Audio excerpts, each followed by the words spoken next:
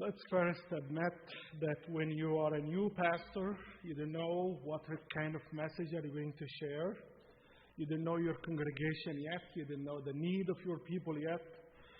So I decided to go and not follow the lectionary this Sunday. So I went on my own to pick text that I feel it talks to me, and hopefully it do the same to you. As we start this journey, maybe in the beginning we'll act like strangers, We try to figure out. I'm trying to figure you out. You try to know who this new guy that's coming to our church, how is he going to run our churches. So this is very normal way when two people come in the beginning. So I felt the text is really can talk to all of us today to remember that many people, that they can start their journey as strangers. And nothing wrong with this word. I know sometimes we may think about this word in more like a negative meaning. And sometimes we like to describe somebody who cannot fit into the system that we know. But many times just describe the beginning.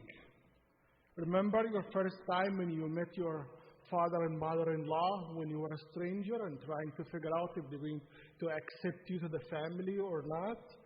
Remember when you met your roommate in your school and tried to figure out. So it is very normal for all of us as humans to start at some point as strangers. And nothing wrong with that. But the question that we'll try to address through this sermon today is, should we stay strangers? Should we feel the same way? Should we say the same things after somebody? So today we are sharing the story about two disciples who really were very upset. And normally as a church, we touch this text only in the light of Easter or sometime after Easter. So I cannot justify that. We are so far from Easter.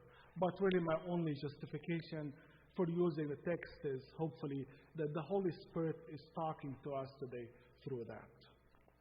So do not be bothered or agitated when you see your pastor sometimes follow the lectionary and sometimes not. So this is the first thing you can figure out about me from the first sermon.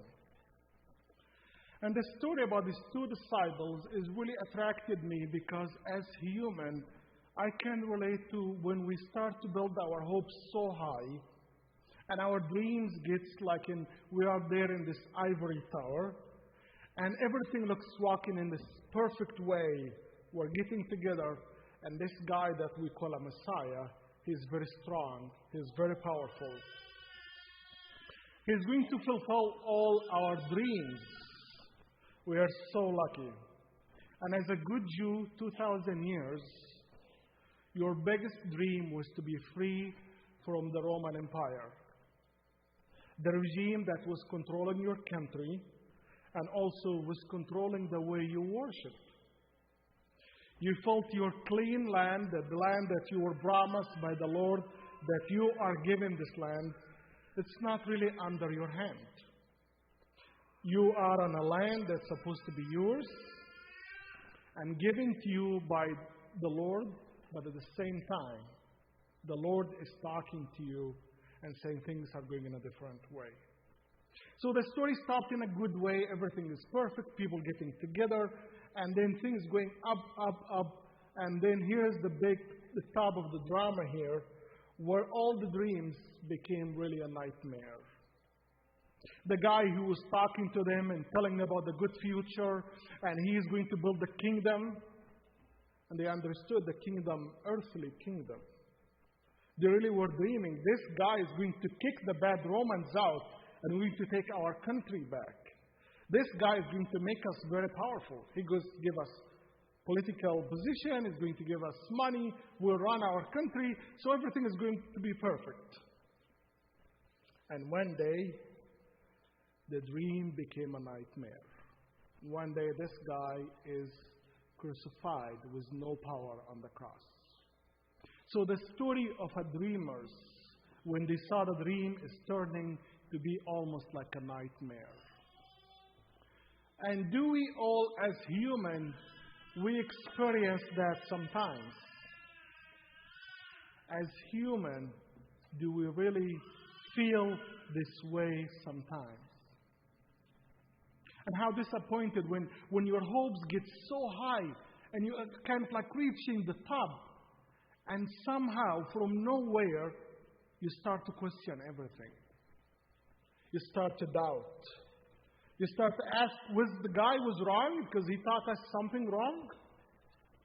Or maybe a lot of times it's about, how do I understand God's message in my life? Is it most of the time because of who give the message? Or it's in both ways?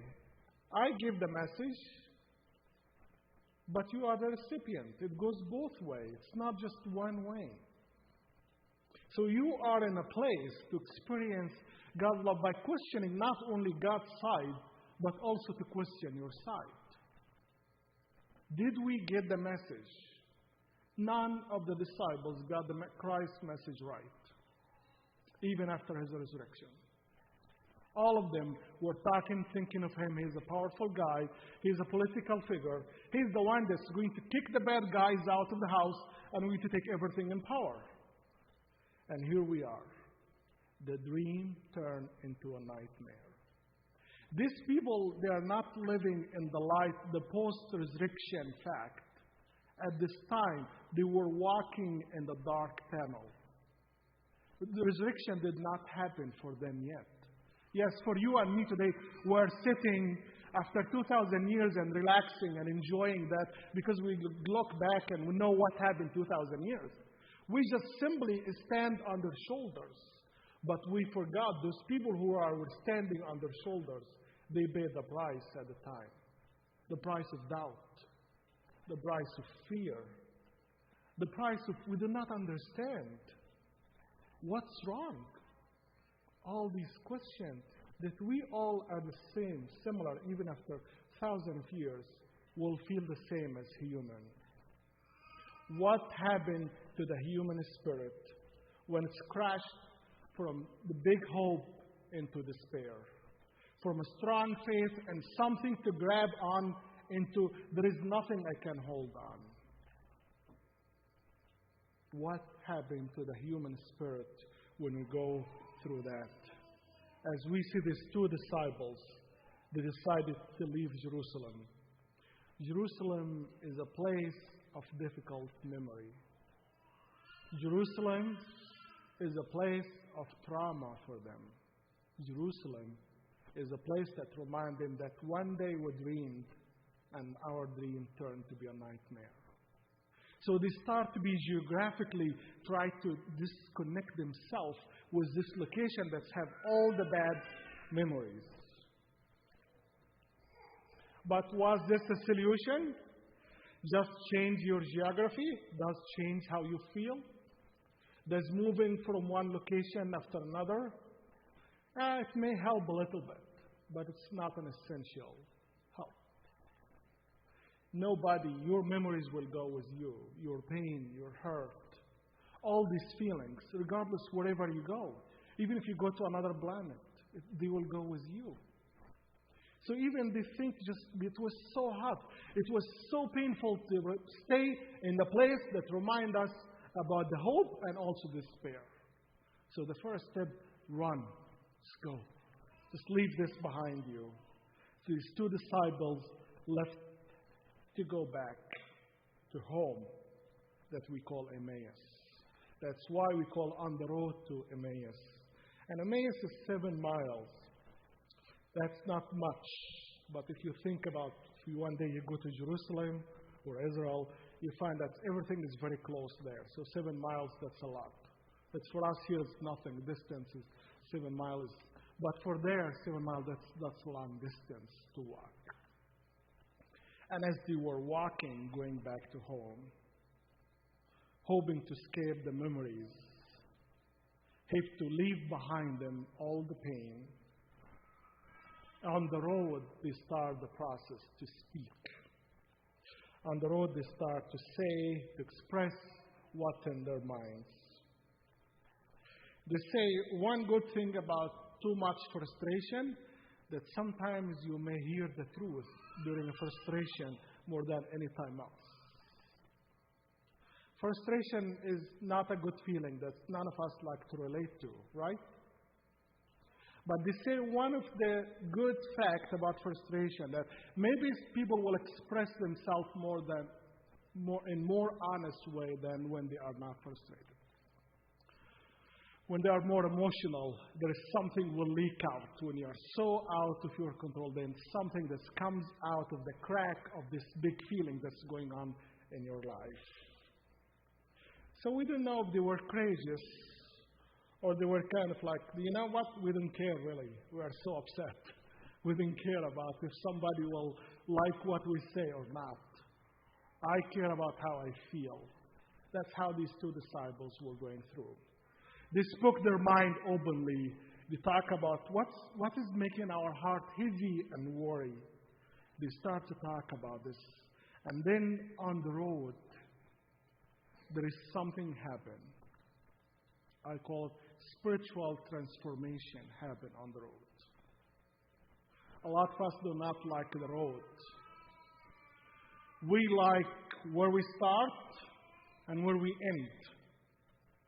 How many times you have a road trip, spending days going through very beautiful states in our country, and the big concern is in your head, your final destination.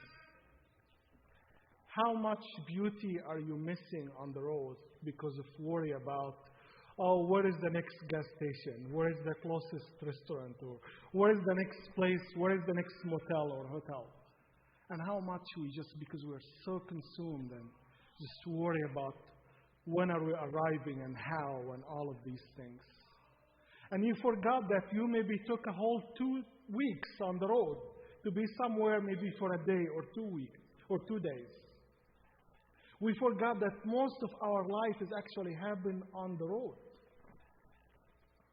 Our life, what we define as life, is not the moment of what we call birth, is not the moment of what we call death. Your life is everything that's happening between. And how many times we worry about the future and the eternal life and how are people going to get married in heaven and how are they going to eat or who's going to be closer, the Catholic or the Protestant or the believer or non-believers, and we go into all this way and we forgot the big deal about how am I living my life. And do not feel bad when I say that. It's a very natural from a psychological perspective that human always get attracted by extremes. Human always get attracted by extremes. Think about that in many ways. Even in, I don't know if you are following politics or religion, whatever. Always the far voices, right or left, always make a big boom. Takes people attention. Right? People maybe notice the sunshine because it's a breakthrough, the dark moment, and the day is turning to say something is happening. And people also may notice the sunset because it's showing us the shift of something ended and going as if the sun is going to sleep. But we forgot that 24 hours happen in between.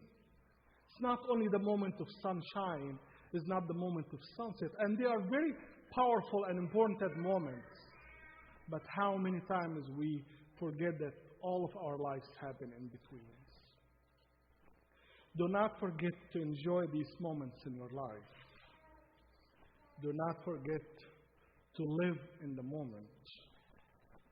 And as we see these two wonderful disciples, their life transformed, their spiritual enlightenment happened on the road. While they were frustrated, where they were talking to each other, and suddenly here is a stranger is coming on the road just talking to them and listening to them. And this spiritual transformation that started when they shared their thoughts with each other. And we can agree on that. Sometimes there is comfort when you can find somebody who can listen to you and do not judge you. They are talking about something very personal, very judgmental thing about your faith, the guy that they believed in, now everything is questioned. The guy that they left everything to follow him, now they're questioning this guy. So this is a very deep matter of faith. This is a deep matter of faith for them. I don't want to open my mouth to make myself look like less Christian or less Presbyterian. I want to make myself just keep it for myself. But if you have a person in your life, a partner, a friend, that you trust that you can speak freely and openly, know this person is your life as a way of God is sending healing to you. So they have each other as a way to complain, to vent, to trust, to share their tears, to share their concerns. And as they start with each other, here is another stranger on the road just coming closer, listening to them. And if I want to put this in an American context, think of yourself hiking, and the trail always gets narrower and narrower, right? The hikers are strangers, but it's very normal for these strangers to just kind of like entertain themselves, to talk to each other, to listen to each other. So that's very normal. This is not kind of like weird behavior. That's when Christ, the stranger, and these two disciples, and somehow they start talking about very personal issue. Culturally, until even today, that's very normal. People call you friends even after they spend an hour with you on a train or a bus or airplane, and then once they get off, they claim you as friends. That's part of the Middle Eastern culture that still live until today. So that was a very normal behavior for people to be this way.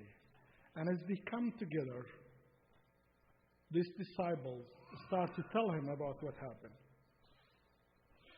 I don't know what really happened, what kind of relationship between these two disciples, but I believe and I know at least they have the minimum trust that they can speak their mind openly and honestly. I know that it is good to find people or places to relate to, but at the same time, we are called to ask ourselves, what is preventing us from relating to others? What is standing on my way? What kind of fear or anger or trauma, anything that I carry from the past, is preventing me from relating to others? On the road, Jesus joined us as a stranger. And I imagine Jesus as a good Middle Eastern Jew who's walking on the other side of the road and slowly moving closer. Or the nature of the road sometimes bring people closer by force because there is no much space to say, stay your way, I stay my way. Just the nature of the road itself, when it gets narrower or wider, it's inviting people to come together. As I said, to imagine this in American context will be like the way when we hike in the forest. It is okay when people can hear conversation, and if they are interested, they will jump in. What's unique about this conversation it was about sensitive issue, very personal issue, is about what you believe and what you do not believe. What you used to believe and now you're doubting what you used to believe. We can guess that maybe their courage or frustration led them to speak their mind openly, or because their assumption that already everybody knows, we're not scared. Everybody knows about this good guy that crucified in Jerusalem, so let's speak our mind.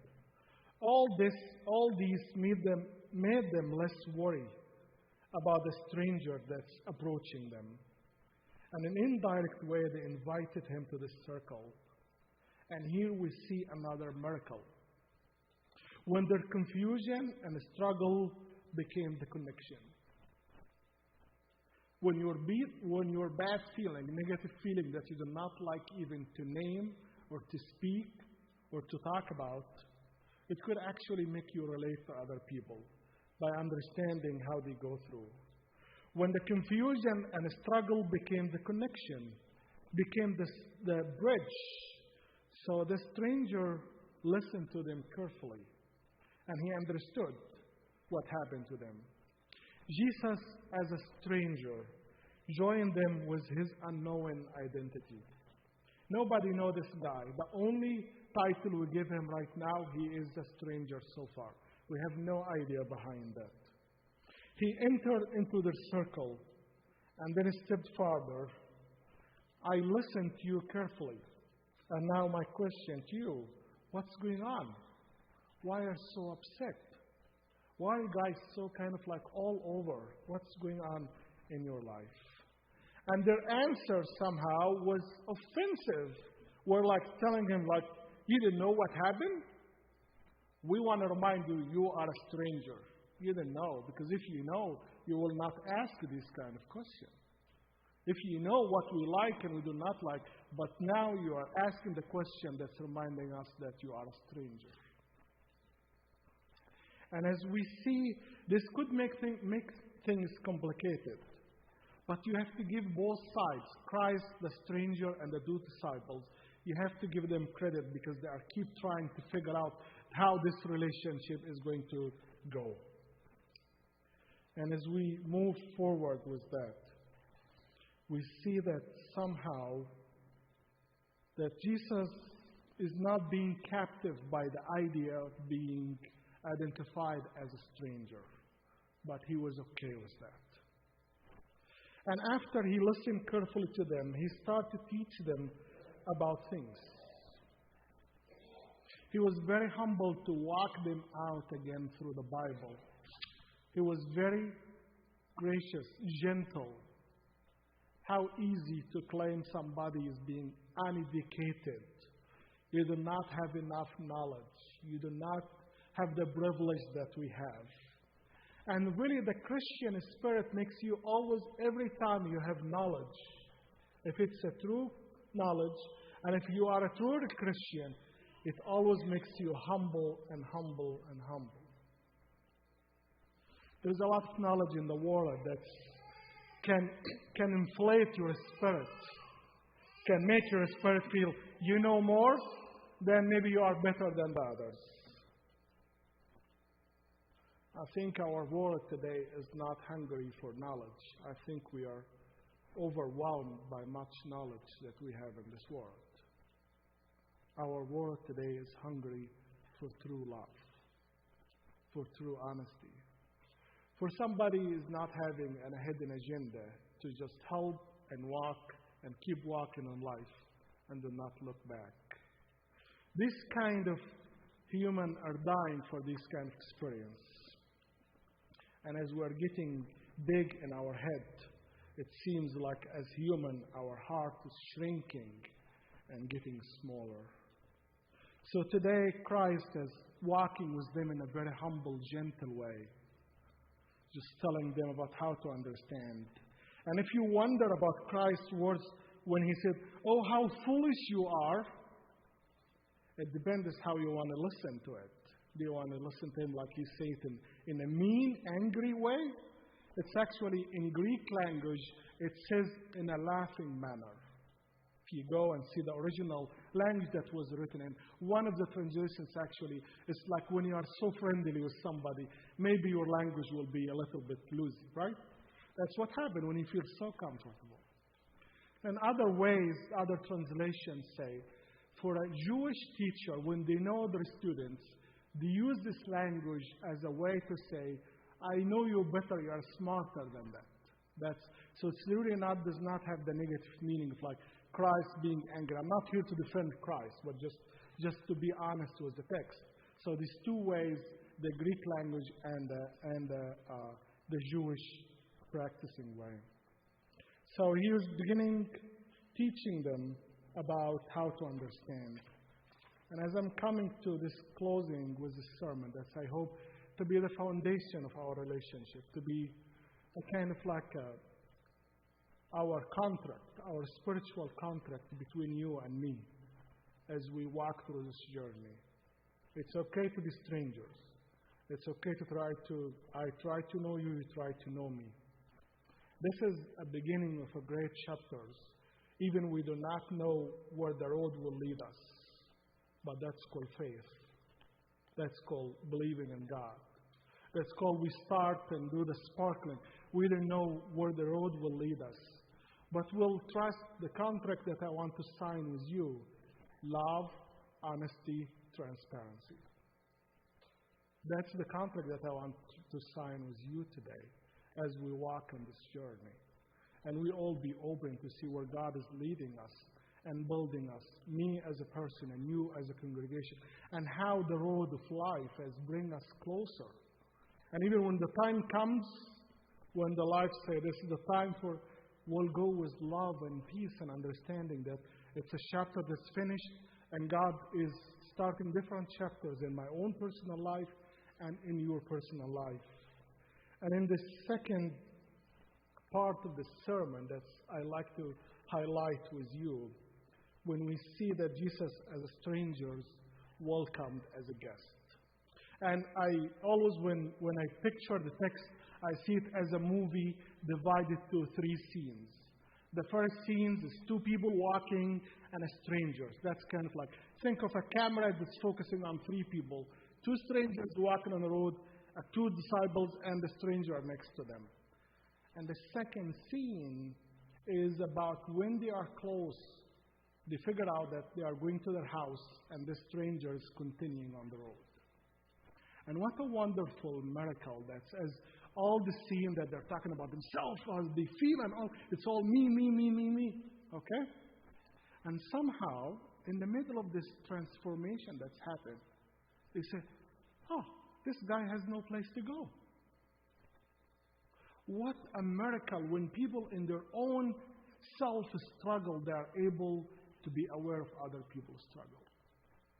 I have enough on my plate. I have no time even to look around. My own eyes is full of tears. My own eyes is full. So when you see somebody doing that and their own life is really very difficult. And then you cannot tell me God's love is present. Because by logic, that's not the right expectation. But when people are willing to take care of their own pain and suffering, and at the same time to be aware of others, I think that's a great miracle that we see in our daily life. And when you find these people in your life, God is saying, God's love is still present and will be. Even if only a few people exist on earth, but that still remind you God's love exists and will be. I'm lucky if you or me are being one of these few people that still can practice this love through pain and suffering. It is a miracle that's happened every day when you see people with eyes full of tears and their own life suffering, but at the same time they are capable to see other people's needs and reach out to them. And in the last scene, we see Jesus, who was a stranger, who welcomed into their house. And they went in, sat as a guest. So listen, see how things are changing. Stranger, now he's a guest. And in the last scene, Christ is going to, they didn't know that they were walking all the time with a very, very close friends. And they did not know. That was the big declaration for them to know that everybody you walk with in your life, God has something to tell you. Even the one you think was negative impact, even the one with negative impact. Everybody in your life can teach you a lesson.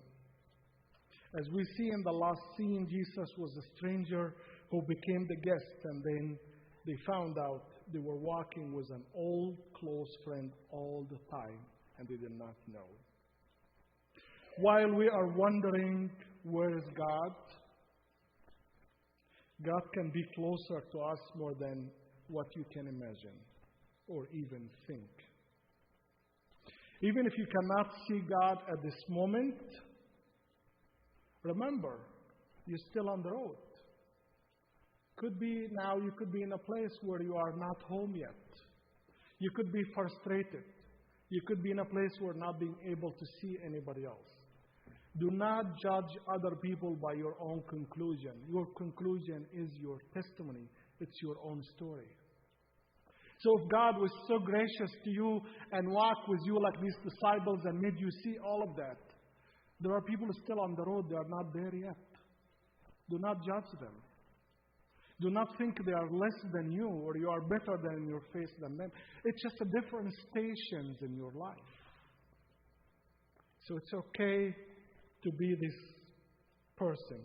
Even if you cannot see God at this moment, that does not make you a non-believer.